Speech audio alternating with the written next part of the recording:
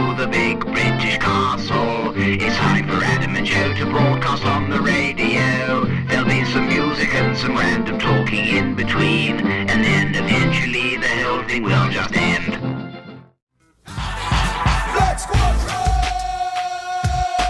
Always catch the beginning of the show. Black Squadron don't wanna miss a thing. That's not the way Black Squadron roll. Went to bed at a reasonable hour. Gotta be sharp on Saturday morning. That's the secret of the Squadron's power. Black Squadron! Boy, that jingle's not as good as the Creedence Clearwater Revival song that we played before. I don't know. You reckon? I wouldn't do yourself down. I would. This whole Black Squadron thing, right? Mm-hmm. We've been giving Black Squadron a command at the beginning of every show, but we were having a discussion about it before the programme started, what kind of direction we should push these demands in, because, you know, we don't want to be like some kind of gratuitously nutty Radio 1 breakfast show. I mean, we are a bit like that. Yeah. But I think it'd be nice. it would be nice. Yeah, I don't know why I said that. Why did you say that? Okay. How about this? We do want to be like some kind of nutty... What we want to be Radio is 1. like some kind of gratuitously nutty Radio 1 breakfast show. Okay, but we were thinking we should push the Black Squadron commands in a more serious direction. Or not more serious, but just a more testing and challenging direction. Test the allegiance of the squadron members. They're supposed to be an elite stealth force, That's right? Yeah. And they're like the SAS, and any challenge... They'll do anything. 9 o'clock club. And if they won't do anything, then get out of the squadron. Get out of the squadron. That's the approach, isn't it? Yeah, if you've just tuned in, you've never heard this show before. Hello, we're Adam and Joe. Black Squadron is what we call the people that listen loyally from 9 until 9:30, the elite early listening force to the live show. Within the UK. Oh, God, don't say within the UK. It's all on Wikipedia now. Is it? Yeah, someone's broken down the squadrons. Oh, my Lord. What do we call people listening outside the UK? I don't know. Global Squadron? Globe Squadron. Globe Squadron. Anyway, so we've got a command for this morning, right? Yeah. Yeah, do you want to issue it? I think you should issue it. Okay. Really? Yeah, you're uncomfortable with issuing the commands, aren't you? Yeah, not This really. is what I mean about the nutty Radio 1 I'm not very good with leadership. breakfast show. Okay, well, this is the command. You've got to write the words Black Squadron on your face, and you've got to keep it written there for as long as possible, not just beyond the first half hour of the programme, but all day. So here's like the ultimate test, right?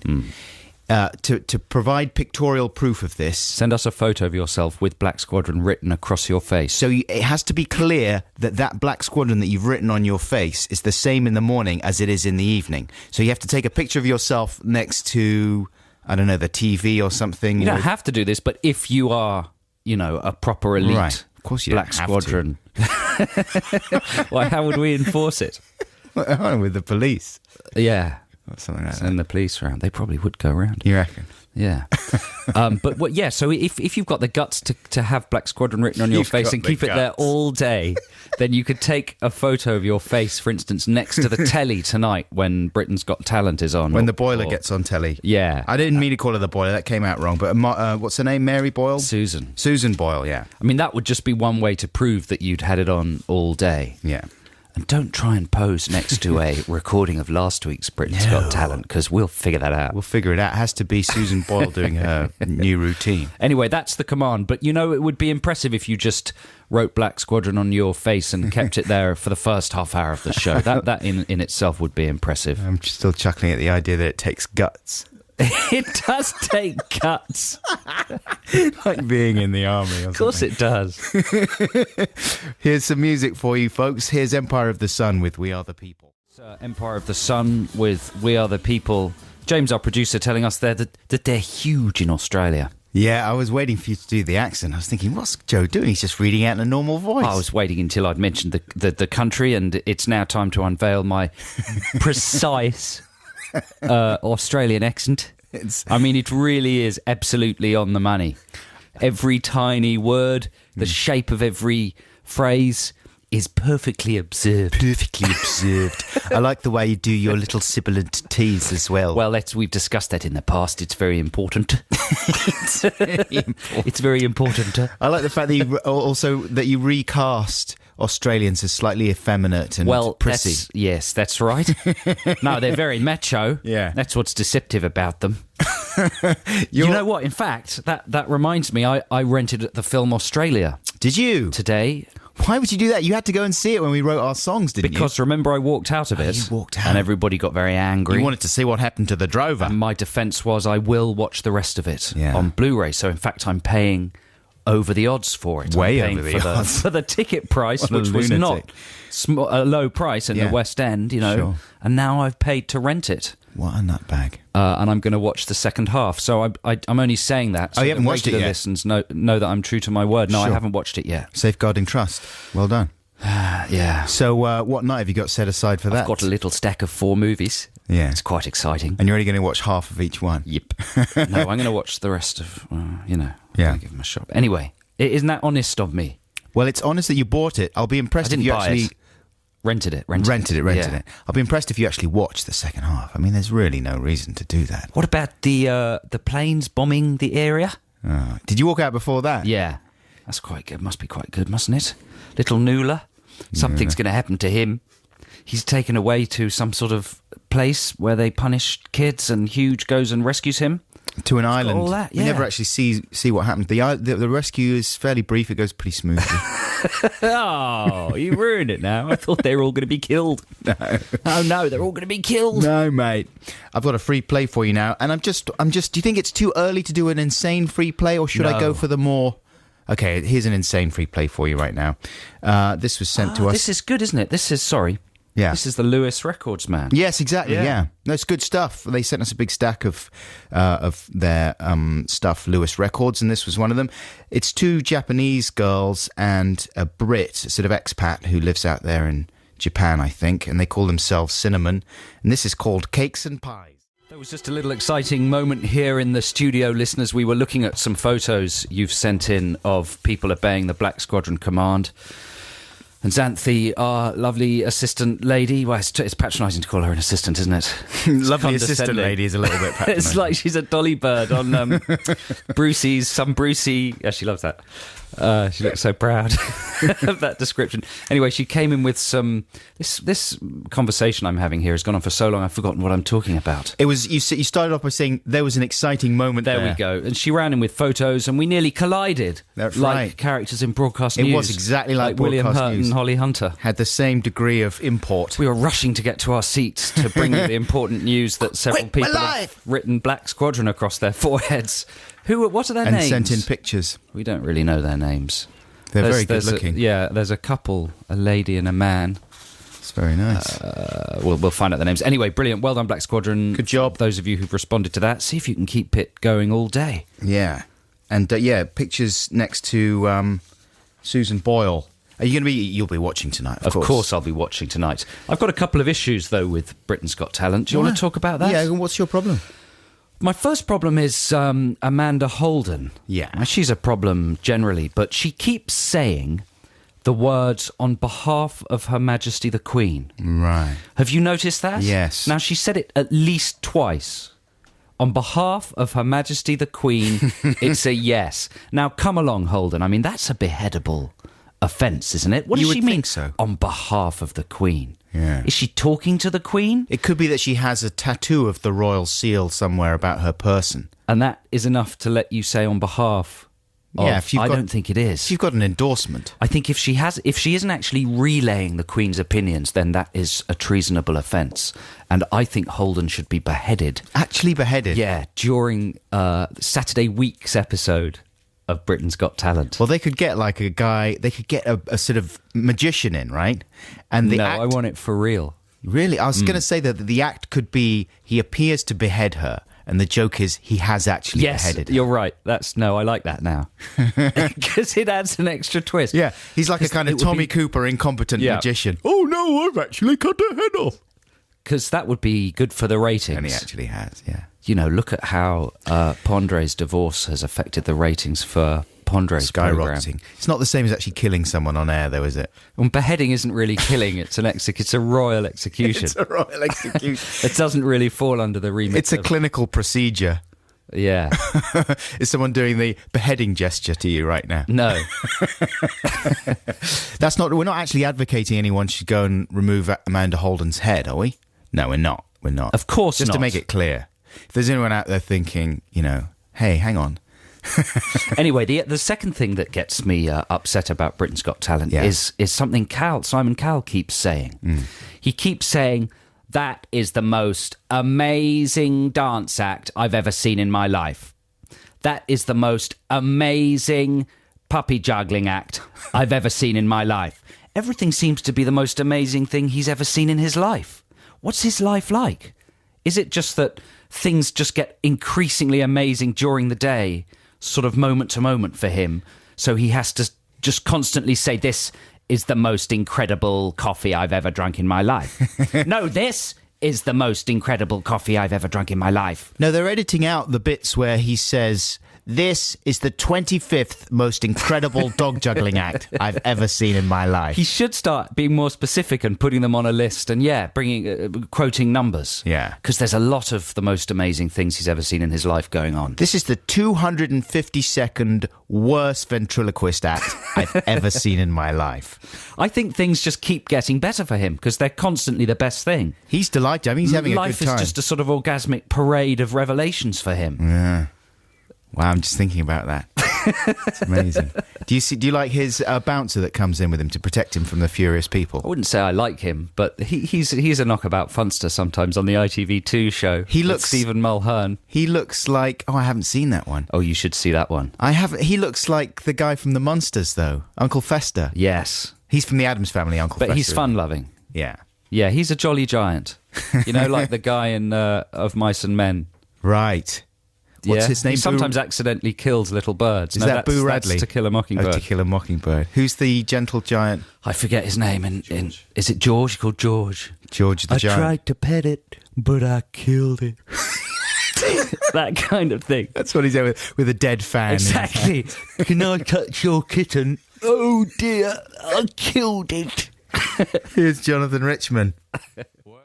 There you go. That's Jonathan Richman with You're Crazy for Taking the Bus. You're listening to Adam and Joe here on BBC Six Music. James, what side have you got us panned to? Because I can only hear sort of mono in these headphones. I'm on the left.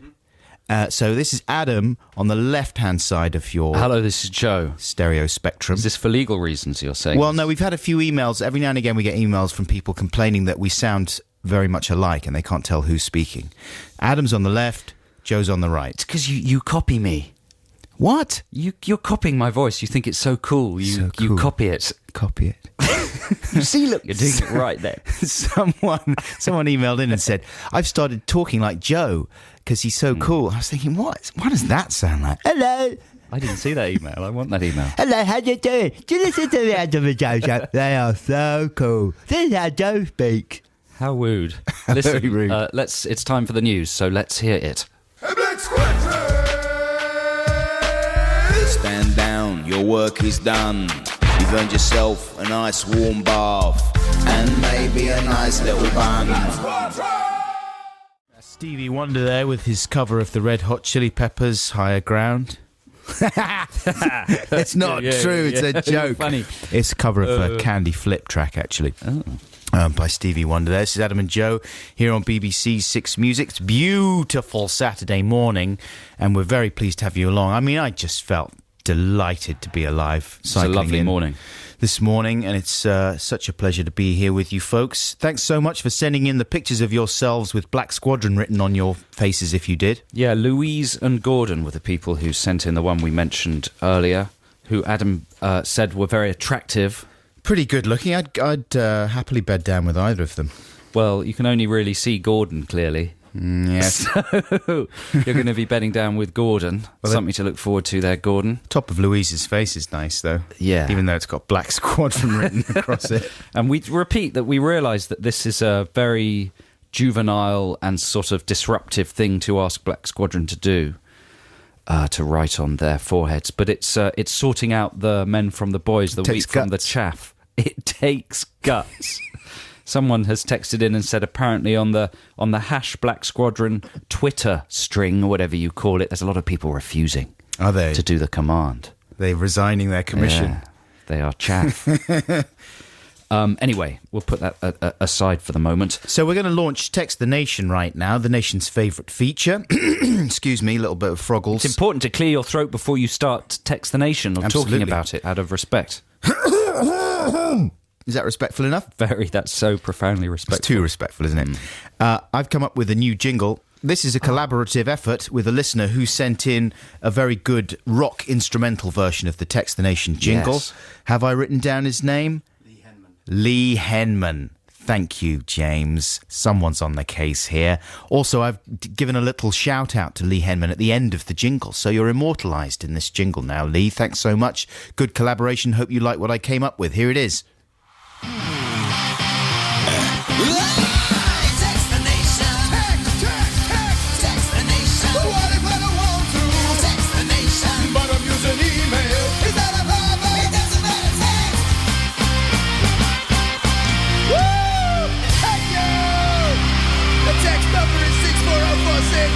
I can't remember the email. Lee Henman, ladies and gentlemen. Good night. Wow. Was that recorded live? I was live. In Germany, somewhere in Germany. It was at the Lubstrassen in Germany. I thought I recognised the Liebestraßen. You recognise the dynamic. Acoustics, yeah. I've got a setting on my amplifier that is the what? The Lubstrassen. The Lubstraßen, yeah. Wow, that was very powerful stuff. It's, well where done. it's where we saw Bowie on the Glass Spider tour. I'll never forget that night. Thank you very much, though, Lee. Cheers. And, you know, if you feel similarly moved to send us an instrumental bass for any of our jingles that we use on this show that we can retool, please do Yes. so. Absolutely. So, Text the Nation this week, listeners, is kind of coming from the fact that for the last 2 weeks, my lovely lady partner's been away. She's been working in France. In the hasn't she? yeah, she's been working in the Cannes Film Festival, so I've been alone at home for 2 weeks. Macaulay Culkin. Now, she's back this weekend, so, you know, don't panic or worry. But it's been an interesting 2 weeks for me being home alone, and I thought this is something a lot of people probably experience every now and then. If you've got a family, when they go and stay with some sort of a relative, or if you cohabit, when your cohabitees go away. But to be in your house on your own for a sustained period of time is an interesting experience. For me, it started with a feeling of terrific freedom and emancipation almost. Excitement at the things I could get up to in an unmonitored, unfettered manner. This is most recently. You're not talking about the very first time you were left. No, this is every time. Every time I'm left alone in the house, Sure. it starts with an initial sense of freedom and excitement. But then, over the days, becomes melancholy and slightly sad and insane and unhygienic. When you think maybe the people who are supposed to be looking after you aren't coming back. Exactly. Yeah. When the post starts piling up, you know, things get very, very dusty and messy. And Yeah. basically when you run out of pants. Right. That's the key problem that happens. And food. And food, that was happening as well. My diet has suffered. Yeah, you Johnny Takeaways now. Not takeaways, but a lot of fish pies. Fish pies. A lot of fish pies. Did she not freeze a whole load of dishes for you before she left? No. What kind of cohabitee have you got there? That's just liberated. So listen, I've written a kind of top, I don't know what it is, top 6 or 7 things I like to do when my girlfriend goes away and I'm alone in the house. Yeah. The first thing is very loud music. Sure. I mean, everything very loud. Because she's very respectful of the neighbours. And when she goes away, I'm less so. Are you? And I think nothing of playing a film really loud. Crank up the surround. Yeah, the radio really loud, the telly really loud, having them all on in every room so I don't have to go through the effort of switching them on Right. when I enter the room.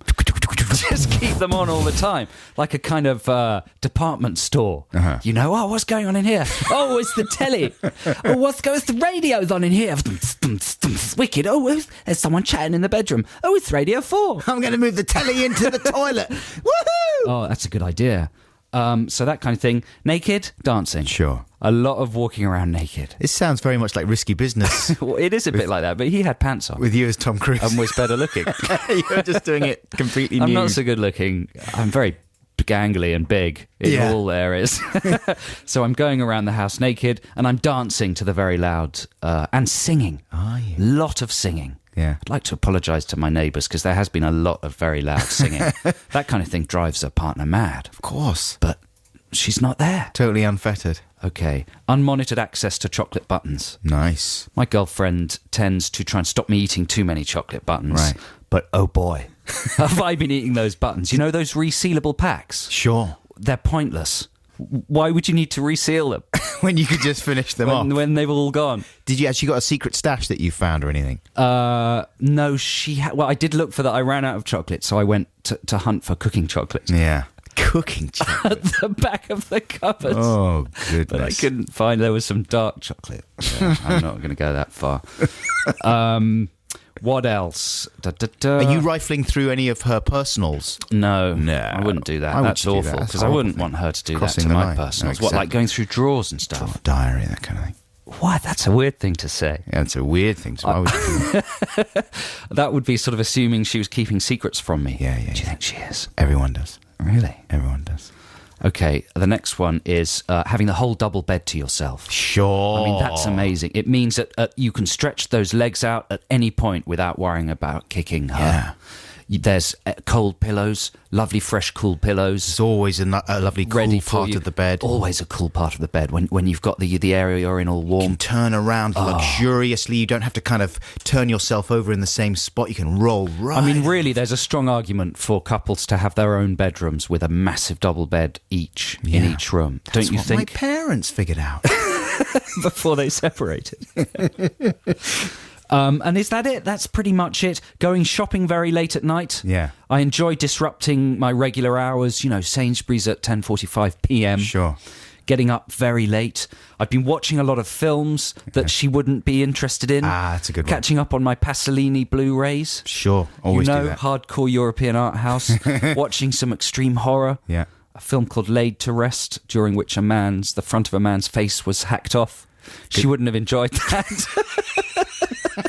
For some reason, she doesn't like that kind of thing. Yeah. I love it. I watched it very loud. So for Text the Nation today, we want to hear what kind of things you get up to when you're left home alone. Whether you're a youngster or an oldster, send us your ideas. You can text us on 64046, or you can email us. The email address is adamandjoe.6music@bbc.co.uk. Now it's time for some music. This is iMonster with A Sucker for Your Sound.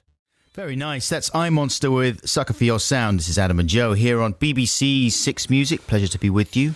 You know when you're a teenager, like 14, 15, 16, I remember. and you get really depressed? Sure. There's something about being depressed when you're a teenager that's slightly romantic and enjoyable. You got the rest of your life ahead of you to sort your problems out. I think there are moments when obviously teenagers are genuinely where that sort of thing could be serious, but I'm not talking about that. I'm talking about like when you're romantically depressed. Fun and you're- depression.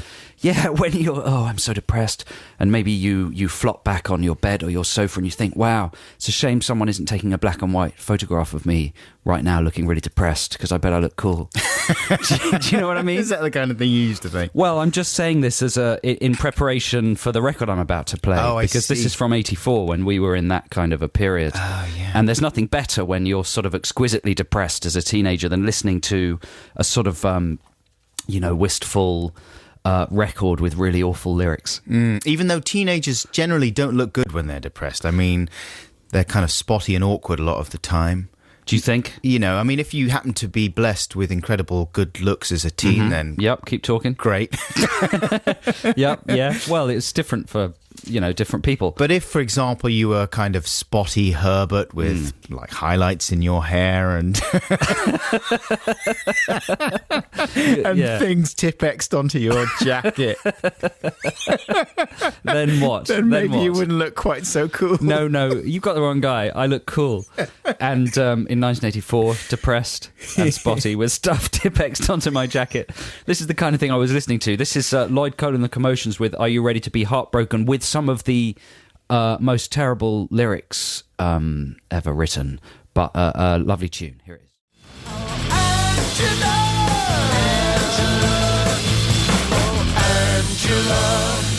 Angela. It's Jarvis Cocker. Jarvis Cockles, Warming the Cockles. That's his new single, and it comes from his album Further Complications, which is out on Monday. Nice sleeve design for that.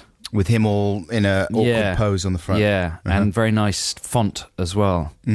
blocky font. Yeah. A lot of the detail taken out of the lettering, but still very legible. Very nice. Beautifully designed. You a big font queen? No, I'm not a big font queen. What is a big font queen?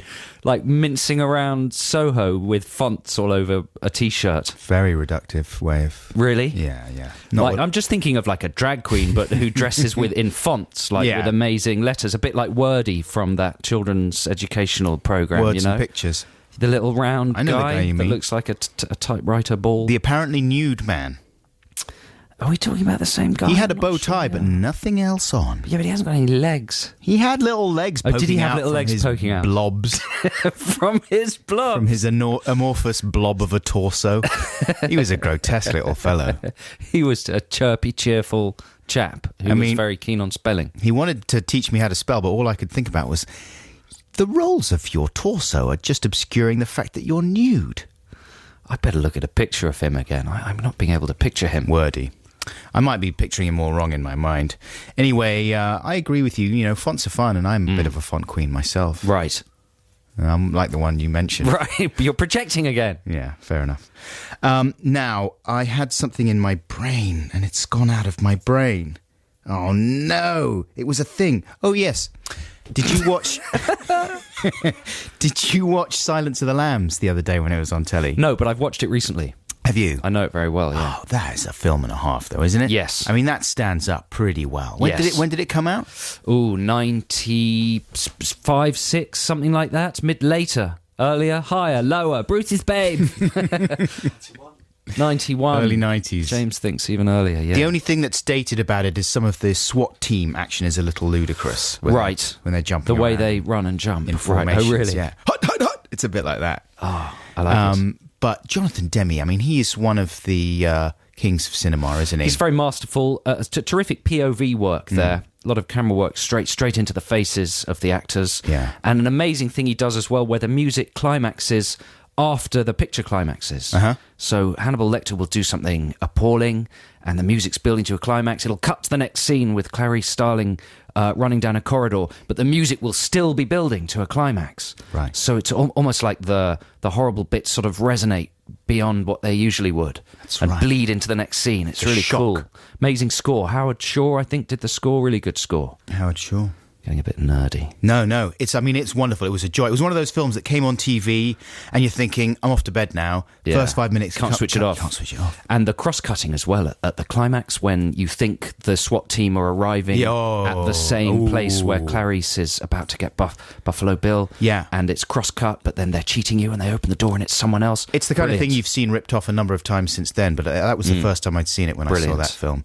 One of the fun things about... Because obviously the thing that everyone impersonates... Toughens your nipples, doesn't it? Toughens the nipples, doesn't it? It's very enjoyable to go through doing the Anthony Hopkins during that film. But the other fun thing to impersonate in that film It's Buffalo Bill. Yes, you do a good Buffalo I Bill. mean, it's fun. You can pretty much talk like Buffalo Bill for days. It's really fun. Oh, wait. Was she a great big fat person? That's good. It's unsettling. Do you remember that line? What's the put the lotion in the basket? Put the lotion. It puts the lotion in the basket. He starts off all camp when he's got the girl in the well down there. It puts the lotion in the basket. And then when she refuses to do it, Put the lotion in the You know basket. who he reminds me of slightly? Who? Russell Brand. Do you think Russell Brand's flat is like that? Definitely. I think he probably does that thing where he pops his chap in between Sure. his... dances around, listens to the fall. I bet he does that. Is that wrong, James? Put the lotion in the basket. So far, we've said that Amanda Holden should be beheaded and that Russell Brand is a transvestite serial killer. Yeah. Come on, there's nothing controversial there, surely. No. Fine. Family entertainment. Oh, wait. Was she a great big fat person? Here's some music for you. This is, what have we got now? Oh, this is the new single from the Eels, which is called My Timing Is Off. It's out on Monday. That is lovely. Eels with My Timing Is Off, out on Monday. You're listening to Adam and Joe here on BBC Six Music. I was talking about Buffalo Bill there just before. And I forgot that one of the reasons I was thinking about it was that I saw a thing about Family Guy on TV, you know, the cartoon series. And They show that almost all the time on BBC Three. Sure, they love it. Like literally all the time. It is to BBC Three what Friends used to be to Channel 4. It's become the new 3 pints of lager and a packet of scratchings or whatever it's called. Well, that's no bad thing, is it? Wall to wall. Seth Green, you know, the American comedian who plays the brother on that show, whose name I don't know. I'm not a massive Family Guy aficionado. I like the show, but I couldn't tell you what the brother's name is.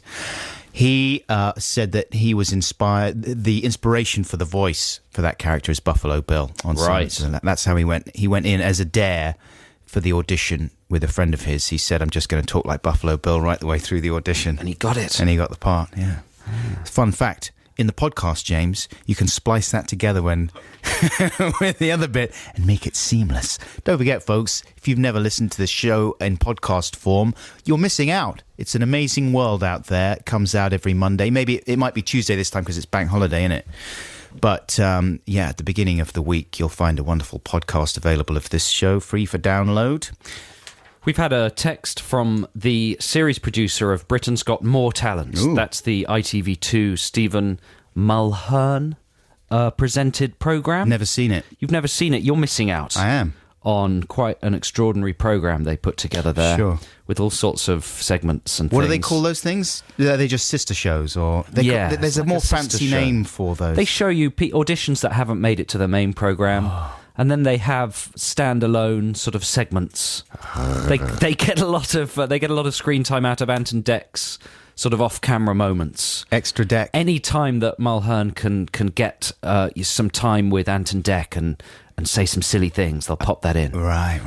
They'll pop most things in. And do Anton Deck seem obliging, or are they? They seem very obliging. They're all. I mean, they're the most very obliging chaps on telly, aren't they? Anyway, she's called Mariel.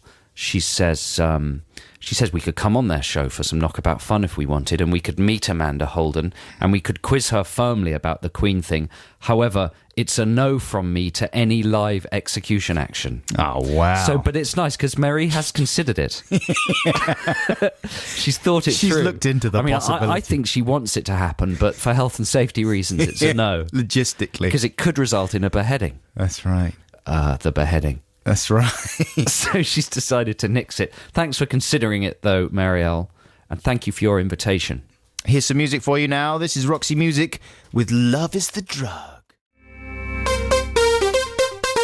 Text the nation. Text the nation. What if I don't want to? Text the nation. But I'm using email. Is that a problem? It doesn't matter, text. Text the Nation this week, listeners, is all about things you do when you're alone in the house, when your loved ones or cohabitees or carers go away and leave you for an extended period of time. What kind of illicit fun do you get up to when nobody's watching in your own home? You thought of a little something you did just then, didn't you, Adam? Well, I've been... for a few weeks, a few months back, I was staying on the Thursday nights. Oh, this is a pathetic way of getting into this. I was basically staying in our empty house in London before it was sold. And so there was no furniture and stuff.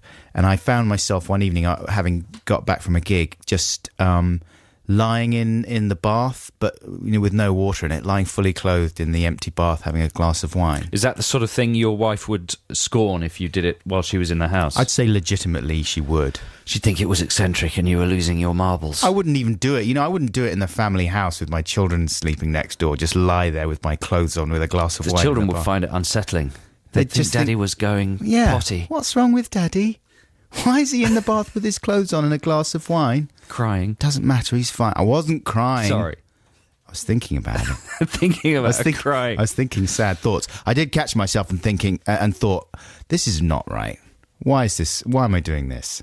I got out of the bath, didn't even finish the red wine, and just went to bed. You wouldn't be a very good surrealist, would you? No. You'd think, oh, this is just This weird. is absurd. What are we doing? This melted clock on this branch, it's all- just disturbing. What's with No. that? Ants everywhere? This is ridiculous. So here are some texts we've had in on the subject. This is from Pete in Dundee. Hi, I stopped smoking a few months ago, but when my wife goes out, I go through the bin and smoke her doubts.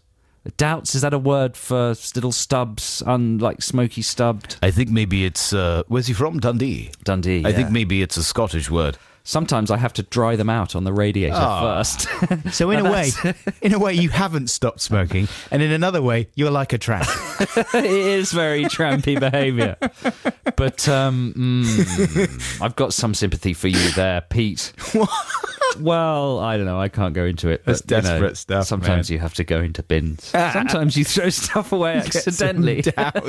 Everyone's foraged in a bin for one reason or another at some point in their life. What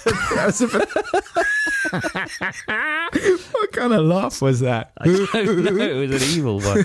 Let's move on. Matt from Ipswich. All my different types of laughs in one bit. Hi, Adam and Joe. Sometimes when I'm on my own, I like making up goal celebrations and practicing them in front of the mirror. My favourite one is the handle fist pump with the pelvic thrust. Handle fist pump. How does that work? Like he's pumping a water pump. Sorry, the one-handed fist pump. the handle fist pump. That was a better one. Handel's Messiah and now Handel's fist pump. Played by the Royal Philharmonic. Here's one from Becky. Again, I haven't read these. The pirate's back. Here's the pirate. Should I read this? I'm just flicking forward into it and it says kitchen knives, which is a bit worrying, but let's see where she goes with this. My husband is away just now. Apart from obvious liberating things like letting the dishes pile up all along the worktop, brackets, he's a washing up freak. There's nothing freaky about wanting to do the washing normal. up. He likes things vaguely clean. Likes to eat from clean plates. At night, I draw the curtains, leave the lights on, and hide the kitchen knives. Ridiculous, because I live in a nice part of Edinburgh. But that's true, actually, Becky. It can be a little bit scary. Well, that's the flip side. A tiny bit scary. Yeah. And when one is an adult, not many things scare you in a kind of sort of horror film sort of a way. Because one's usually a bit comfortable about the world and the things that might happen. But there's something about being alone in the house that really does make you do the kind of things that you would think were ridiculous in a horror film. When people go into the basement, Sure. They hear a noise in the basement, and when you're watching a horror film, you always think, "Oh, I'd never do that." But when you're alone in the house, you find yourself doing things exactly like that. Yeah. That's why she's hidden the knives, in case some evil masked killer comes in. Well, the first time you're left home alone, it can be scary. And you were talking before about leaving a lot of appliances on. I remember doing that the first time my parents That's why went I'm away. doing that, just for a sense of company. Yeah, yeah. These are good. Keep them coming in. The text number is 64046 and the email is adamandjoe.sixmusic@bbc.co.uk. Here's Florence and the Machine with Rabbit Heart. That's Florence and the Machine. What was that one called, Adam? It's gone away now. It was called Rabbit Heart, brackets, Raise It Up. Raise it up. I was thinking about, we're talking about things that you picked out of the bin there by the way of a text that we got on the Text the Nation theme. And we were all talking about things that you've had to pick out every now and again. James was talking about having to retrieve some keys that were accidentally thrown away there. I mean, things have got pretty bad when you start having to rummage through the bin for whatever reason. And it's always the last resort, right? I mean, if there's any way that bin rummaging can be avoided. It's just humiliating because there's a thin line between rummaging through your bin at home and rummaging through a bin on the street. No, there isn't. Is there a thin line between it? Well, it's exactly the same action, but just in a different context. Yeah, but it's like if you think you've thrown something important away and you have to rummage through your bin, it's different to just thinking, "Oh, there's a bin." Well, no, on the street. That's what tramps I think. think I'll have a little look. I've thrown something important away in one of the bins. You never see tramps making excuses. In London. It's my keys. I think I may have dropped them. That's the reason I'm doing this. I'm sure my wife left her ciggies in here. One of these bins. This is probably Trampist, racist, all kinds of things. It's almost certainly sexist. Is it? Because tramps are so sexy. Yeah. One time, this is the most revolting thing, and here's an admission for you that I ever did bin-wise, right? And I think I was probably home alone at this point as well because it involves a takeaway. Actually, I'm having deciding to backpedal. I'm thinking about backpedaling. So I got a lovely Indian takeaway, delicious Indian takeaway, yum, yum, yum, yum, yum, yum, yum. And I ordered too many poppadoms, right? Couldn't get through that. I was absolutely full. Couldn't get through the poppadoms. Finished about 9 o'clock in the evening, absolutely stuffed. Chucked the rest of the poppadoms and the stuff in the bin. And then later that evening, you Couple of had hours later. you had a poppadom urge. Thinking about the poppadoms again. Thinking, I chucked away a couple of whole poppadoms there. Were they inside any kind of container? Or were they just loose in the bin? They were in a So were they free range? a paper bag, you know. Oh, that's all right. Well, Absorbent? sort of absorbent. Had it yeah. absorbed was pretty some ripped. things? Ripped. Some of them were loose. I picked the ones that were not soiled and have snaffled those. There was still some mango chutney left in the bin Really? as well. Yeah, I scraped it off the sides. A little extra treat. You see, all you have to do is transpose that image to the Tottenham Court Road at 2 in the morning. Oh, I dropped my keys. Here's a free play. This is from my mum. I was thinking of having a regular free play from my mum because I know she listens to the show and I'm delighted that she does. And she loves this song as much as I do. This is... in a way, this song's been spoiled by two people. First of all, Robbie Williams, who did a dreadful version of it that ended up on the end of Finding Nemo, which is a wonderful film.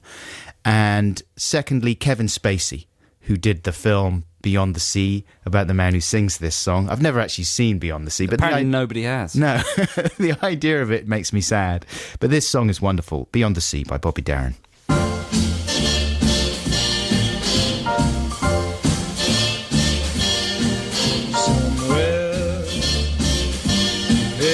Sea, somewhere waiting for me.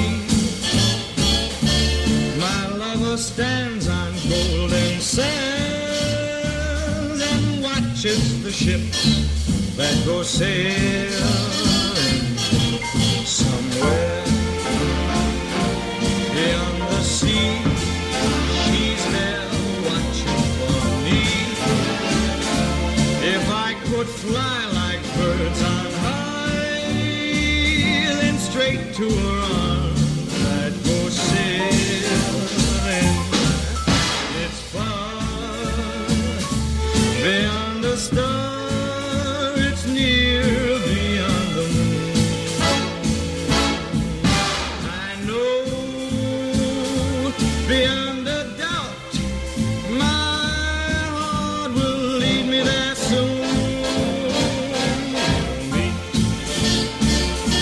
Beyond the shore, we'll kiss just as before. Happy we'll be beyond the sea, and never again I'll go sailing.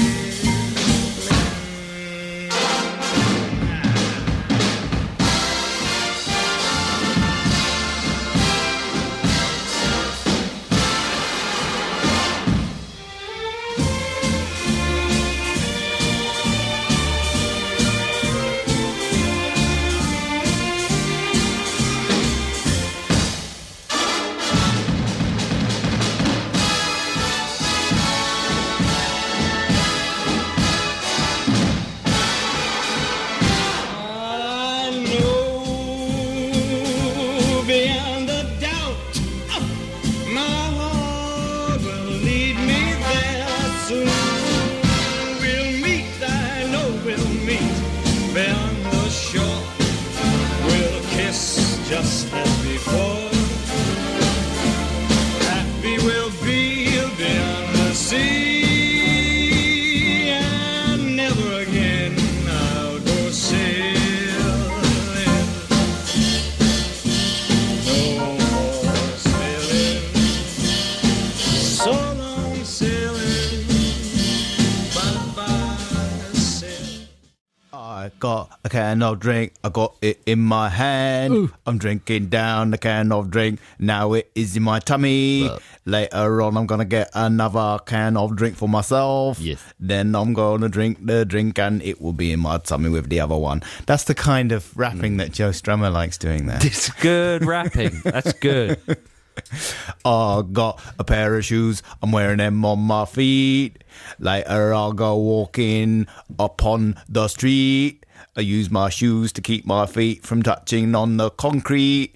It's a good way of keeping my feet nice. It's a complicated rhythm. No disrespect to Joe Strummer, you know, or the No, Clash. early days, right? When was that record from? That was from 1890. Exactly. So there you go. This is Adam and Joe here on BBC Six Music. Now, we haven't done any made-up jokes in a while. Well, let's change that. Let's have the jungle. I'm a funny person, I often make up jokes. My jokes are more amusing than those of other folks. When you hear my joke, I think you'll find that you agree. Come on, you're all invited to a made-up joke party. Boing, boing. Yeah, these are jokes that listeners have authored. It's very important to realise that, yeah, these are written by real people. We get a lot, like, the more tortured they are, the better, right? Because we get a lot of jokes that are just a bit too good. And that's why they're not read out. And it's difficult. I feel bad sometimes because a lot of times people send in joke after joke after joke and say, you never read my jokes out. Often they're just too good. And we're not sort of after deliberately bad jokes, No. are we? A lot of people just send us deliberately bad ones. It's a fine line. It's a fine line. Do you think you've got one that meets our criteria? Well, I've got a couple of actually good ones. Uh-huh. Do you want to go first? All right, then. Here's one to get you going. This is from Ben Welling in North London. He says, Dear Adam and Joe, I'm not usually a profoundly intelligent person, but when I made this joke up, I felt I should apply for a scholarship to Oxford. Yes. Sadly, my friends think differently. Question, what is Santa's son called? Answer, subordinate clause. That's good. That is very good. That's intelligent. That's definitely, I would let him into Oxford for that. I mean, I would let him stay there as long as he wanted for that free. I'd give him a free It's boat. really good. It's educational and funny. Nice job, Ben. Laughing and thinking at once. Subordinate. I've never heard that before. Subordinate clause is great. Yeah. You know what happens when you laugh and think at the same time? Just silence. Just absolute silence. Deathly silence is the result. Which is what happened there. Okay, here is one from Josh Lee. He says, I know it was a while ago, so I'm not sure if the feature's still going, but I made up a joke this week. Here's the joke. Quotes, Russell Brand had a nightmare. He was being chased. Yeah. Brackets, only one of my friends got this without it being explained. Also, it doesn't work written down. It plays on the words chased and chased, sounding the same. That's excellent the way he's explained it. I maintain it is genius and needs to be recognised as such. Well, we have done so, Josh. Well done. I think that's genuinely very, very good. Respect delivered. Here's a couple from Dom Lawson. I don't know if this is Dominic Lawson. Well, it's important. Let's find out. Yeah, this is Dom Lawson in let's London. not. I don't think it's Dominic Lawson. Hi, Adam and Joe. I make up a lot of jokes all the time, so I struggled to work out which ones to send you. I decided to go with two of my more ambitious ones. They took a lot of work. Uh-oh. Joke 1. Why did Bridget Bardot anger Elvis Presley? Answer, because you can make King's Cross if you're a star from Paris. Oh, my God. That's good. Wow. I was going to say it again, but I've decided Why against did that. Bridget Bardot No, anger Elvis Presley? Why did she anger Elvis Presley? Because you can make King's Cross. He's the king of rock and roll. If you're a star. No, I understand it in the context of the celebrity names, but it should work on two levels, right? So let's have a look at the second level. What would that sentence mean without the context of the stars? Because you can make King's Cross. I mean, the grammar is not correct. I agree. You can make King's Cross. Well, because King's Cross and the Eurostar in Paris. Just read are the all punchline connected. again. Because you can make King's Cross if you're a star from Paris. Because you can make King's Cross if Eurostar from Paris. That's not a feasible sentence, really. So the second, I mean, the correct way of saying it is you can go to King's Cross on the Eurostar from Paris. Yeah. Now make a joke out of that, and you've got your super successful joke. I'm not bringing it down. I'm just just being pedantic. You're very pedantic. Well, he's got another one. How about Okay. this? Hey, have you heard... I like the way he makes it conversational. Hey. The setup. Hey, have you heard of this... The idea of passing this guy in the street and him grabbing your sleeve. Hey, Hey, let go, let go. get off me, freak. You idiot. Oh. Hey, have you heard of this new reality Hey, excuse me.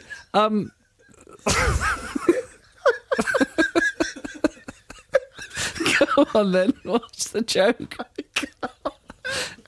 Come on, pull yourself together, man. Okay. Hey, have you heard of this new reality TV show where members of the British public take it in turns to try and strangle Chris Tarrant with piano wire? It's called Britain's Garrot Tarrant.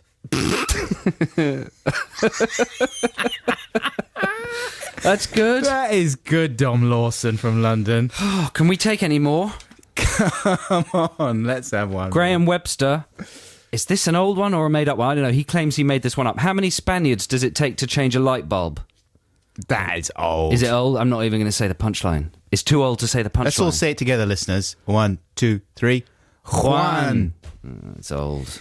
Are you accusing Graham Webster of just that being a received joke, not an authored It's joke? too banal, though. The punchline of Juan and the fact that the name Juan sounds a bit like one, that's been used before in other comedic contexts. This is from Jack Hughes, then. What happened when all the hospital attendants arrived at the canteen all at once?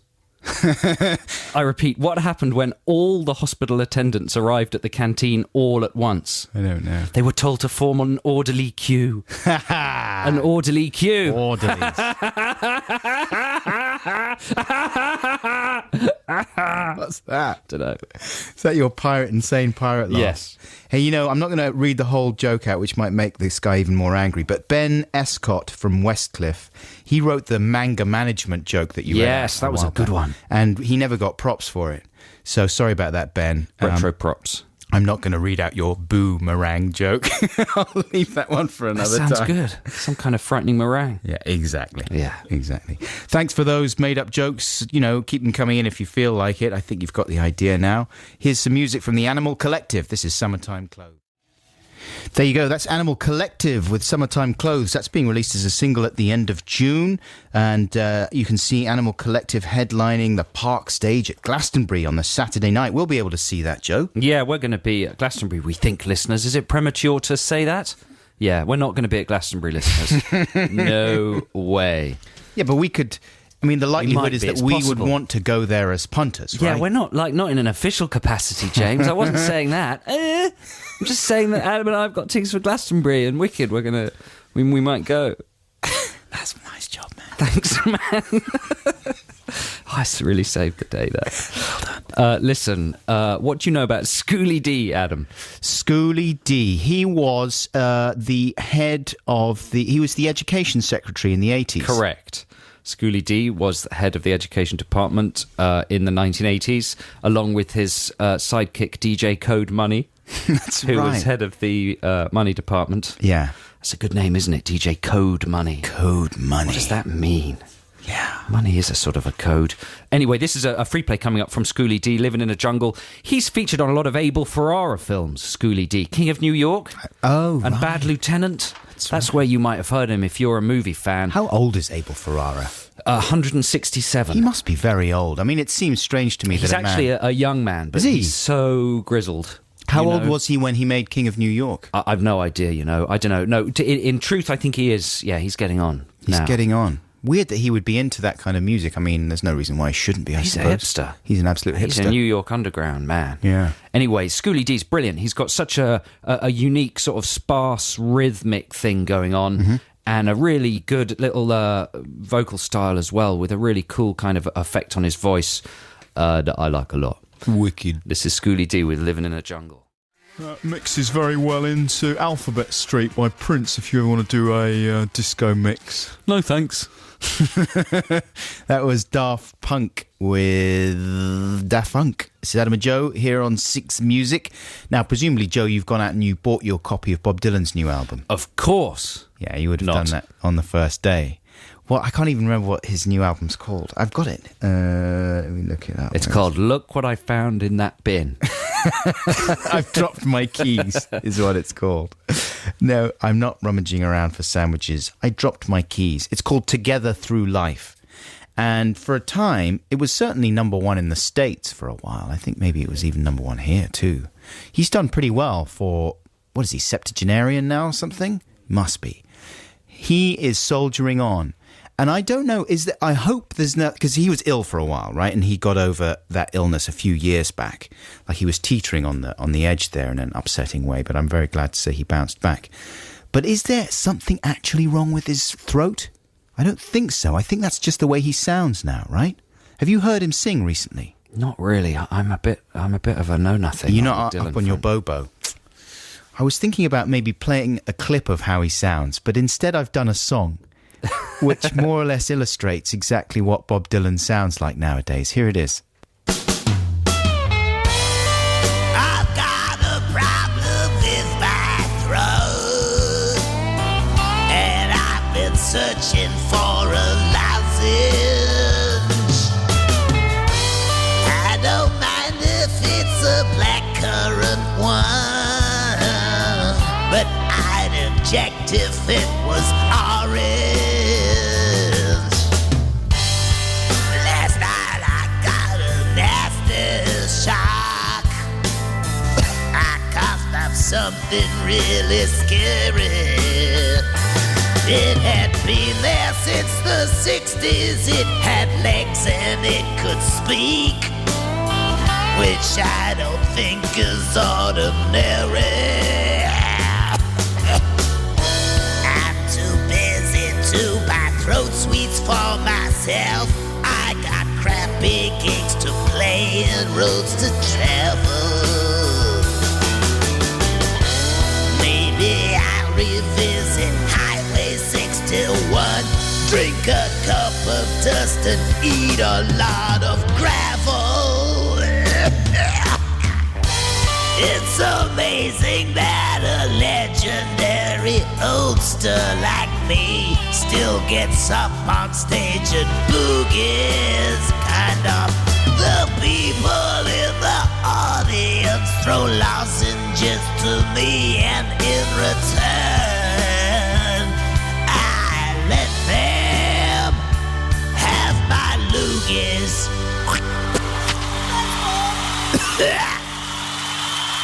Wow. I didn't realize it was so lozenge orientated in his mainly current about- output. It's all about lozenges. He's fixated on lozenges, and no surprises, because you're right, he has got a very pronounced, distinct vocal style there that does smack of throatal problems. Yeah. I He mean, sounds as if he's singing through an Anaconda-style Barrow-based tracheotomy. that's right. He may well be, for all I know. I mean, I can play you a clip. We haven't got any recent Bob Dylan on the system, but I can play you a clip just off my laptop here if you want. Lapple-topple. Here we go.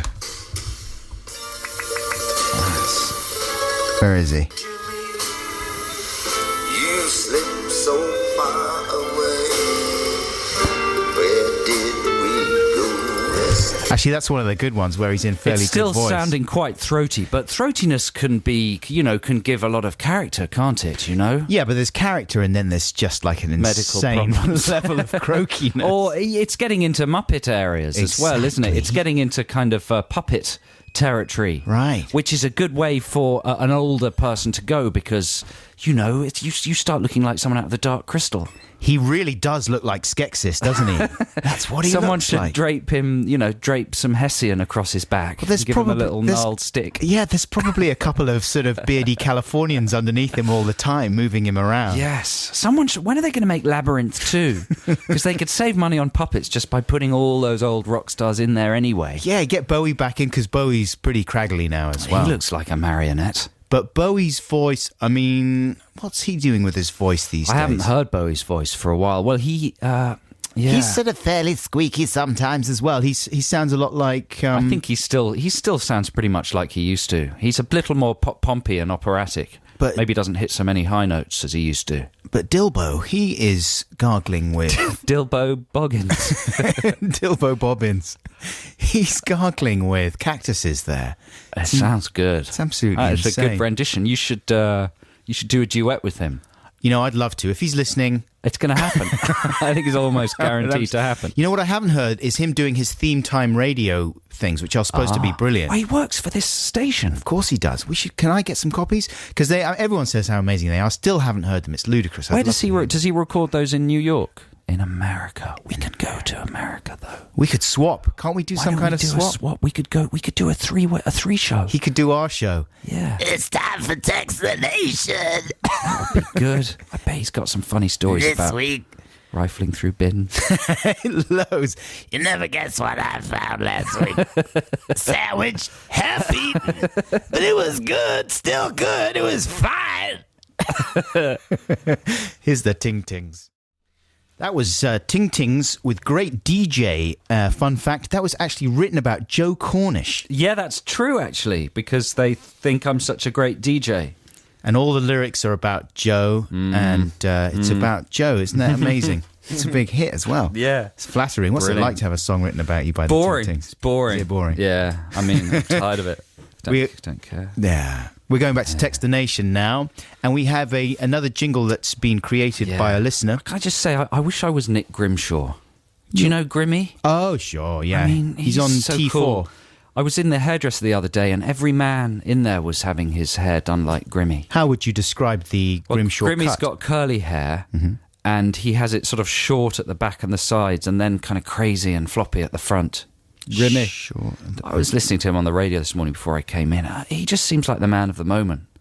Grimmy. Yeah. The He's- Grimshaw. He's a good... I want a little nickname like that. Jobo. Jobsies. You've got loads. Jobbles. J-Corn. J-Corn. What's wrong with You're right, J-Corn? you're right. Well, then I need better hair. I don't know. He's there's something about Grimmy. I'll tell you what there is about Grimmy that you want. He's 20 years younger than you. That's what it is. I'm not sure that he is, though. He's I think he's cool. 20 years older than me. Really. He just looks really, really good. He's the man. He's got a lackadaisical attitude. Are you taking Grimshaw over Steve Jones? Oh, yeah. I'm not, no disrespect to Steve Jones, but ever since he's turned up on yachts in the Caribbean with actresses from Yeah. Heroes, I mean, see ya. That's the He's thing. left the planet. With Jonesy, that always seemed as if it was the plan, you know? He's too good looking to be in the mud with the rest of I us. don't know. Something about T4 gets on my nips. It's too lackadaisical. Yeah. It's like they throw the baby out with the bathwater. Whereas Grimmy, I don't know. Grimmy's just got a certain something. Grimbles. Grimbles at Christmas. Yeah, he's great. He could do anything. And he's the king of plaid shirts as well. He pretty much started He's that got whole the look. fashion. Didn't he? Yeah. He invented it. The skinny jeans, the plaid shirts. I wish he was jamming in my book. He could be. He could easily be. We'll hook you up. Okay. So listen, Text the Nation, we've got a jingle that was sent in by a listener whose name is Ben Wizit, and this is what Ben's come up with. Text the nation, text the nation. What about a want to? Text the nation, but I'm using email. Is that a problem? It doesn't matter. That barbershop quartet would not last long. No, there's something a bit disturbing about that type of music. It's a bit like the closing credits of The Shining or, the Flying Pickets and Fascinating Aida and He's that using a kind of thing. technique known as not so close harmony. not that close harmony. Slightly troubling. Thanks a lot, Ben, though. That was good. Yeah. That sounded sort of dismissive and patronising. That was good. But I meant it. Thanks, Ben. Text the Nation this week is about things you do when you're home alone. You got some messages there, Joe? Yeah, John Smith from London. And this is stuff that you do when all your cohabitees and your partner leaves you to go away and you're stuck at home alone, just like what you said. Home alone. Yeah. This is from John Smith from London. He says, I tend to buy some red wine, watch The Notebook, then go to bed distraught and inconsolable. What's The Notebook? His Well, computer? The Notebook is it's a film. It's one of those very romantic films. I haven't seen it, but girls are really into it. The Notebook. It's super romantic. I don't know what happens in it, but someone must die. I guess somebody dies, and I guess he or she writes something very compelling. I'm just making this up. Yeah. In a notebook. There might be time travel involved, or is this- that the Richard Gere one? No, that's The Lake House, isn't Oh, it? The Lake House. Well, I haven't seen that one either, and that's another very popular weepy one. Can't be popular, can it? That's one of the worst films ever No, made. people love The Lake House. Bullocks. And, But people love The Notebook even more. Sandra Bullocks and Keanu. But that's a man doing that, so he's indulging in kind of, Lady behaviour. Lady behaviour. Yeah, super emotional lady behaviour. It can be fun. Sometimes I do that. Sometimes I do a bit of lady behaviour. I have a special bath. Do you with scented candles? Candle. I light a load of candles Yes. and lie there, put some petals. To what? Petals Petals. from a flower. Put some petals in the Put some bath. petals from a flower. on. Really? Have a special I bath. bet they look brilliant bobbing next to your pits.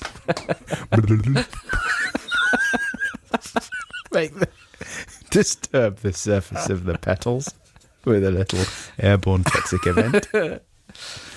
This is one from Jan. Hi, Adam and Joe. My girlfriend just left yesterday for a few days to Germany, and I felt exactly like Joe. I bought steaks, chocolates, and cigarettes, brackets I quit a while ago because of her, and consumed everything almost at once, then watched 4 episodes of Battlestar Galactica, during which I felt very sick. I suddenly realised that without her, I probably wouldn't live very long. This is the thing, isn't That's it? very true. Your mortality, you suddenly realise, my God, that woman really actually keeps me fit and healthy. Yeah. I know. All your parameters go out the window, don't they? I've been in almost exactly that situation. Who is that from? Jan. Jan, I can totally relate. I had one of those evenings where I thought, I'm going to watch Alien. I like to watch Alien once a year, right? Right. And I thought, Oops, sorry. You My keys have gone in the bin. I'm going to have to fish them out of the bin. It's just an excuse so Joe can get the sandwich that Yare left in the bin earlier on. I found an apple core. No, I was having my Alien night, right? I thought, I'm going to watch Alien tonight. I'm going to project it onto the wall as well. I'm going to do it the whole 9 yards. I'm going to get a delicious Indian The first takeaway. Alien. The first Alien, yeah. Even the director's cut, which is shorter than the theatrical one. Brilliant. Can't beat it. And I'm going to make myself a gin and tonic. 7 gin and tonics later, I'm pretty much on the floor, and I can't see. I can't move to switch the DVD off. And I just feel like an absolute disgrace. I'm totally out of control. And you feel sort of humiliated. And then you can't do any work the next morning. You feel so awful. The whole day's out The the only window. the only thing to do then is just keep it rolling. That's the only tactic there. Just keep going. Keep going. Yeah. Here's one from Lucy in Barking. Whenever my boyfriend goes away, I buy the most sugary cereal I can find and live off it until he gets back. The TV also seems to get stuck on ITV2 or Living.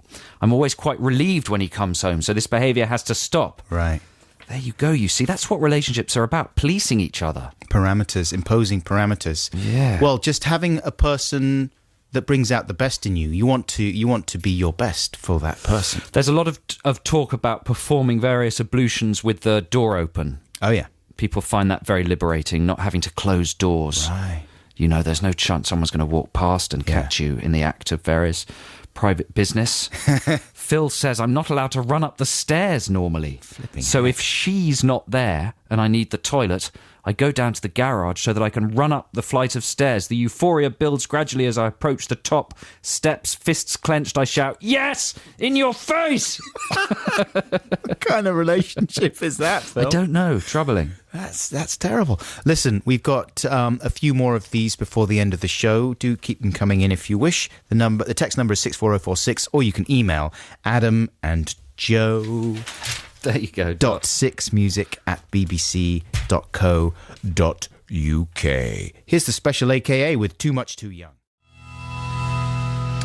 That was Big Star, sounding very much like Teenage Fan Club. I guess it's the other way around, though, wasn't it? September Girls, that was. This is Adam and Joe here on BBC 6 Music. Now, I feel as if I was let down by London this week, Joe. Oh, dear. Because I was out on my bike yesterday, rattling along, and when I got home, I realised that one of my saddlebags was no longer on my bike. Uh-oh. It had bounced the heck off and was just lying somewhere in South London. Let down by London. Let down by London. No one yelled at me or tried to alert me or come after me and let me know. Now, I should say at this point, and were you cycling with your headphones in? I was. Well, there you go. Well, So if- don't go there you go, Torpedo Commander Cornish. I'm because just saying that you might not have heard them. Maybe they shouted at you and you couldn't hear them. Yeah, but... Is that a terrible thing to suggest? Well... Obviously, it is a bit. A little bit, because I don't have my music that loud, because I do Right. want to be aware of other road users. Yes, and good. And I do want to be aware if someone does shout at me, like a cop or something. Yeah. You know what I mean? So I don't have my music that loud, but I was certainly not aware of anyone trying to get my attention. And the other thing would be, why couldn't they hail a taxi? and pursue you follow me at their own cost. Exactly. What was in the bag? I'll tell you exactly what was in the bag. I had a front light that I'd just purchased, price around about £20. A rear light, a really nice rear light, £40. Expensive set of waterproof trousers for the unreliable weather we've been having recently. Cost Around about £60. £60 for waterproof trousers. Really nice Gore-Tex trousers. Really? Were Yeah. they like a diving suit? Were they actually watertight? This is what you need to let your skin breathe and protect you from the moisture. 60 quid? A nice mini pump. Hang on, what have we got so far? I mean, that's over 150 It's over 100 quid, isn't it? 60 quid for the trousers. A mini pump. Mini pump, 15 quid. Set of audio adapters and connectors, I would say, in toto, probably worth around about 20 quid. You know, things like leads and Phonos. phono, jacks and converters, stuff like that. Converters. Splitters. BNC converter, that sort of thing. Yeah. BNC to phono converter. Yeah. Oh, I love a BNC to phono converter. It was gold as well. 9-pin DIN. It was gold plated. Oh, HDMI, 1080p. Yeah, I like to carry What? them around if I'm doing a 720? gig and people don't have the right connections. Lost. I got there were some sweets in there that I'd snaffled Some from sweeties. What sort of from sweetie? a post-production house. Right, I'd just done a VO, just done a voiceover. That's what we call them in the industry, VO. Yeah. And I came out, you know, they have those big bowls of sweets in post-production houses sometimes. Sweets. In the audio suites. And so I went through there and I had a chewy Mao-Wam bar. Mao-Wam. Haribo. And the very beautiful receptionist lady recommended her favourite flavour to me. I was I bet trying she it for did. the first time. It was a wonderful moment, and I was going to celebrate by eating it later on. I had a new twist. I've never had a twist before. It's like a Cadbury's cream egg in the form of a chocolate bar. Yeah, with goo inside. I had a caramel in there. Not the whole, but they're like, you know. What an amazing mini versions. bag Yeah. of fun. All lost. And finally, I had a little makeup cover stick in there as well. Oh, did you? For taking out the spots? Yeah. Really? Case, you know, I very seldom They use never it. work, you know. They're never the correct skin colour. No, this one They was always perfect. show up. Was it? It'd taken me years to find the I right. spent most of my teenage years with very pale blobs all over my face. You were Mr. Witch Hazel, weren't you? I tried everything. Yeah. When I went through a spotty period. I had the perfect shade. What an amazing bag of stuff. I reckon there's that same tramp who we've been discussing all this morning. Celebrating with his He's got Gore-Tex really trousers. lucky, yeah, because he's found this bag of goodies. Walking He's got around the twists. with my He's pump. got it's just the connectors I need. I don't know if I should have the Mao-Wam now or the twist. My trousers are so waterproof. I'm going dancing in the fountain tonight. He's going to have a party, that guy. That hobo. No one came after me. Buckules, you've dropped your pannier. It wasn't a pannier, it was a saddlebag. You've dropped your saddlebag because I thought I was in the black in the Karma Bank, right? I found that guy's wallet a few weeks ago. You're the man who says in the past, I seem to remember you saying that anything that falls on the ground is public property. No, when did I say? We had a discussion about things you found Oh, once. money, yeah. Yeah, and generally the rule was if it's on the ground, it's anybody's. You were saying that was true in a shop, that if, like, you were in W.H. Smith's and a magazine has fallen out of the rack onto the floor, it's free. I think that's how I tried to The justify floor is public property. walking out with some chewing gum that I found in W.H. Smith when I was 11. I learnt my lesson. My dad told me off and he burned the chewing Yeah, gum. I remember Thanks that. for reminding me of that very traumatic incident. Well, if you've seen Buckules' bag, then please return it to BBC Six Music, and you'll be rewarded with what? Man, I could with a give you man. all sorts of things. Man, seriously, big rewards. Big rewards. If you get all my stuff back to me, all right? Here's a free play for you right now. This is a wonderful band that the writer Graham Linehan introduced me to, and it's guided by voices. This is Watch Me Jumpstart. Text the nation. Text the nation. What if I don't want to? Text the nation. But I'm using email. Is that a problem? It doesn't matter. Text. Yes, it's Text the Nation time, listeners, and this week it's all about stuff you do when your cohabitees, be they your partner or your wife and kids or your, student mates, go away and leave you in the house alone overnight, and you do things that are kind of illicit and exciting and secret. Can you remember the first time you were left alone? Can you remember how old you were when you were left alone by your parents? No, not without lots of thinking. I think I must have been about 16. Right. I think. My wife's calling me. What is she doing calling me in the middle of the show? Talk to her. Well, I've let her leave a message now. I mean, She's got no respect. She's got none respect. She has got no respect. Do you want me to have a word with her? She should be, yeah, do you want to call her back? No, not on air. No? Because I'll be very sweary. All right, then. Do it off air. Anyway, yeah, I think I must have been about 16 when they left, and you came round, I think. Do you remember the House in Clapham? Right, yes. And we just watched loads of video nasties and stuff. And Oh, fun. It was pretty fun. That's always fun. But it's not the same when you're a grown-y old person. No. Well, I don't know. Not judging by some of these correspondences, what we've got. Tom in Liverpool says, for me, the best thing about my girlfriend being away is the ability to snore with impunity. I cough, snore, break wind, do whatever I want, and I never have to hear, oh, shut you. You disgust me. That's what he's written. Oh, shut you. You disgust me. I think he might have made a typing error. Yeah. Don't know. Here's one from Karen, but that's true, isn't it? To be able to Absolutely. let air out of your body from whichever passage it wants to However come. noisily you wish. Yeah, that's liberating, isn't it? Absolutely. Yeah, not to be rolled over because I'm not a massive snorer, but on the very rare occasion that I do snore, I get very indignant when Someone I get woken complains. up. Because if my wife is snoring, which she does occasionally, we all do every now and again, I'll put my earplugs in because I respect her right to sleep unpunished. She, there's no question of her wearing earplugs. She taps me, Quait, you're doing it again. Roll over on your side. You're doing it again. Can you wake up?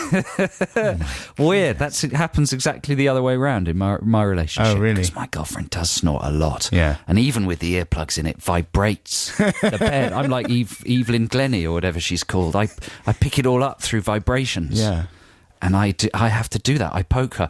I've considered sellotaping a wooden cube to the small of her back. Yes, that's one of the I've never ways got of to doing do it, but I swear that's the solution. So every time she tries to sleep on her back, it's ow, oh, she has to go back on her side. Oh, poor. It will come to that. Yeah.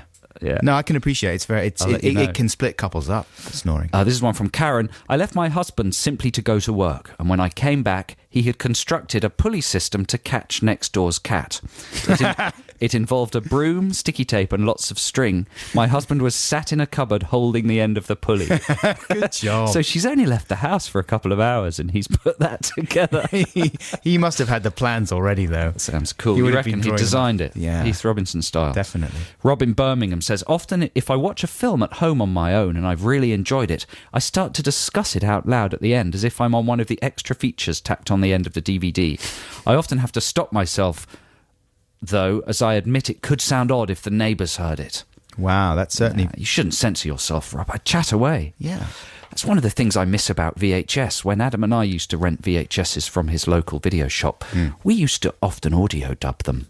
Yes. You know, VHSs would have an audio dub button. Exactly. We'd often change some of the audio, then return them to the shop to give the next renter a bit of a surprise. You can't do that at all on DVDs. Well, that's the sort of thing Rob could do, but you can't do that on DVDs, no. I mean, you could laboriously copy them onto another DVD and then put your own audio file on them. Yeah. But it would be more effort than just pressing audio dub like you did in the old days. There was a distribution company called Hokusin, wasn't there? In front of one of the... Was it Turkey Shoot that we were watching? Possibly. We used to re-sing the jingles. Hokusin Video, what a super show. Watch them come and go with your favourite movies. Superman, Star Wars, Emmanuel in 3D. That was how it went. We dubbed it over.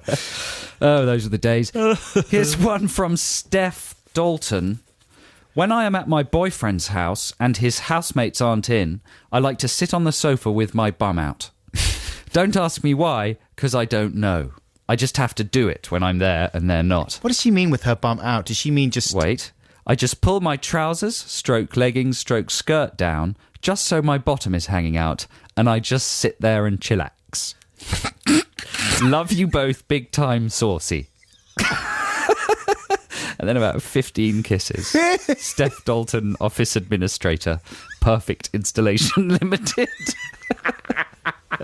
You shouldn't say the name of that Raynham, company. Essex. Why not? That's not. I haven't given her address or anything. I've just identified her in a way that people that know her can know that when they're not there, that's what she does. Sorry, Steph. You didn't say like. Don't mention loves where us. I work. Love you both big That's time going to saucy. be pinned up on the board, the transcript of that. My skirt and my leggings. Here's a good one from Patrick in Barnet. This is going to be the last one. Hi, Adam and Joe. While my parents were away, my brother and I would often transform our stairs into a bobsleigh run.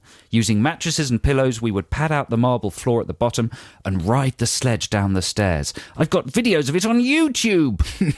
From Patrick in Barnet. Stair fun is a big one. I mean, that's a whole different conversation, actually. Stuff like, we used to build big networks of tunnels with tables and duvets and, I mean, stuff that kids can do when they're at liberty in a house. You're saying you don't no longer do this now that you're grown? I know, I haven't built a network of tunnels in my front room for a while. It's a mistake. You should get to it. We used to turn all the lights out and you had to crawl through them and your friends would... It'd be like a ghost train, you know? People would... Is she back already or have you got another night? I've got another night. Yeah, come on, tonight's the night. Should I build some tunnels? Build some tunnels, get the duvets out. I'd be like, I'm all over again. Thank you so much for all your texts and emails. We really appreciate it. Don't forget you can you can email us during the week if you'd like to contribute to Retro Textination on this subject for next week's podcast, but don't text us during the week because they vanish into the ether. Here's the Pixies now, and if you're a Pixies fan, you might do well to go onto Vimeo and you can type in Frank Black and Portland Rock School, I think. There's a video of Frank Black singing Where Is My Mind with all these sort of 14-year-old school children at the Portland School of Rock in Oregon in the United States. It's very touching indeed, and he really does a good version of it. And the children are playing really well as well. Anyway, here's the original. This is the Pixies. That's good on so many levels. If you had to count the levels, it would be at least 16 or 17 levels of goodness. And that end as well, for a crowd to be singing along to that track when the Pixies play live or whatever, it's just the most fun thing to sing, to make that noise. Did you read all the emails this week, Adam? That came through the listener I read emails? as many as I could. Possibly could, yeah. Did you see the one from Ross Target? I think I did. What did Ross say? I hope you read this out. I love the show, particularly Adam. In fact, Adam, I love you lots. My number is... Oh, I did read that. Well, I was not planning on... Call me as soon as possible. God love you, Mr. Buxton. By hearing your voice every Saturday morning, you send a shiver down my spine. You pleasure every fibre of my being. I long for you. I am yours and you are mine. I await you, darling. Shut up. Joe's I didn't read okay that too. Ross Target. Is that all real? Yeah. I didn't read. I stopped reading. What about that? Is Ross a lady or a man? And does that matter to you? Doesn't matter. I'll take it where I can get it. It doesn't matter. Text. We got a lot of correspondence as well about the fact that some people had seen on CSI. Is it CSI New York or one of the CSIs? Miami, one of those. I've never actually sat through a whole episode of CSI, but there was some Stevenage on there. Well, there was a guy, there was a plot, and lots of people emailed us about this. There was a plot about some kind of serial killer or nutbag who had set up his own kind of church. Yes, as Joe says, many, many people emailed. This is just one message we got. This is from Duncan in Warminster. Dear Adam and Joe, have you guys been secretly writing for US crime drama CSI? If not, they've heard of Stephen too. This week's CSI featured the death of a kind of monk fella called Stephen who operated the Church of Stephen, later named the Church of George after Stephen's real name, Mark's death. Oh dear, that didn't go very well. No, that came badly. Brackets, deadly. They are absolutely deadly brackets. Not only this, but he had a tattoo of himself. Now, somebody sent in pictures of this and it was fantastic. He had Stephen tattooed on his front, and then when he turned around, there was sort of scales on the back, and it said, basically, he is coming. Yeah, I am come. He said that the guy had a tattoo of his back on his chest and his front on his back. So listen, as much as we try to curtail or suppress the Stephen phenomena, is that overdoing it to call it a phenomena? Phenomenon. No. Phenomenon. No, that is overdoing it. We can't suppress it. It's rising up, you know, in the minds of the public and in places like CSI. There were Stevens at Breeders' gigs as well, at the Breeders' gig this week. Was that at Altamara's parties? There were reports of several at Altamara's parties. They sounded respectful. It's nice. If you've never heard this show before, you don't know what we're on about. Stephen is a thing that... Well, someone's actually done a terrific animation, haven't they? Is that on our blog yet? No, not yet. Well, keep an eye on the Six Music site, because we'll put it up. There's already one up there. There are several films on YouTube that give you the source of the Stephen phenomenon. Yeah. But the shortened version is that if you're in public and you shout, Stephen, and then someone shouts, just coming, then you know that they listen to this show as well. So if you're out there and you hear someone shouting, Stephen, then you have to shout, just coming. Otherwise, you're letting everyone down. Terrible trouble. Get in terrible trouble. Terrible trouble. Absolutely. I got a couple this week. Did you? Yeah, I returned them. I don't get any anymore. I think I've made enough of a point of the fact that I live in fear of it. You're too grumpy about it. Yeah. So listen, is that it then? What are we going to do now? My free play. You got your free play? Yeah, this is a guy who is one of Roots Manoeuvre's Banana Clan. So he's a Southeast London MC type fella called Jimmy Screech. And this song is called Let's Get Moving. There you go, that's a little bit of Jimmy Screech. I don't know much about him, but I really like that song. That's very good. Thanks. I enjoyed that one very much. Let's get moving. That's pretty much it for our show. We were talking, though, just before we go, we were talking about urinal etiquette last week, just to end on a classy note. That is sophisticated. Thought it'd be nice to do a little sophisticated link about urinals. Here's a message that we got from a lady who's called confusingly Den. I didn't know ladies could be called Den. A woman. She says, Dear Adam and Joe, think again if you think that ladies don't suffer the same problem inside the cubicle just like men at the urinal. I was talking about the fact that sometimes you go into a urinal and you get stage fright. You know, it's very hard to do your biznuts when there's other large men standing next to you. She says, what I particularly hate is when a friend offers to accompany you to the loo and insists on having a conversation with you whilst you're expected to be doing your numero uno. It is impossible. I usually find I have to wait for them to finish and flush, and then only then, in that brief period of flushing noise, can I relax enough to go. And number 2 doesn't even bear thinking about. It's also stressful if there's an enormous queue and you feel the time pressure. I find the best way to relax is to stick my fingers in my ears and think of fast-flowing rivers. Maybe I'm just insane. No, I don't think you are, Dan. That's a good technique. And I'm Good technique, yeah. going to try it. That's something that everyone can try this Saturday night and over the bank holiday weekend. The weekend. It's exciting. Something for people to look forward to. It's going to be a good weekend this weekend. It's all working up to me being able to call it the weekend. Nice. Thank you very much. Hey, thanks to everybody who's texted and emailed. And listen, don't forget there'll be a podcast version of this show available on probably Tuesday, seeing as there's a bank holiday. And you can listen again at any point via the BBC iPlayer. We'll be back at the same time next Saturday from 9 a.m. till noon. Liz Kershaw's taking over. We're going to leave you with the hottest band right now, right? They've sort of taken over from Fleet Foxes as the kind of soulful, hippie, backwoods thing. Psychedelic, Lunars. Yeah, Grizzly Bear. Take care. Have a great week. I love you. Bye.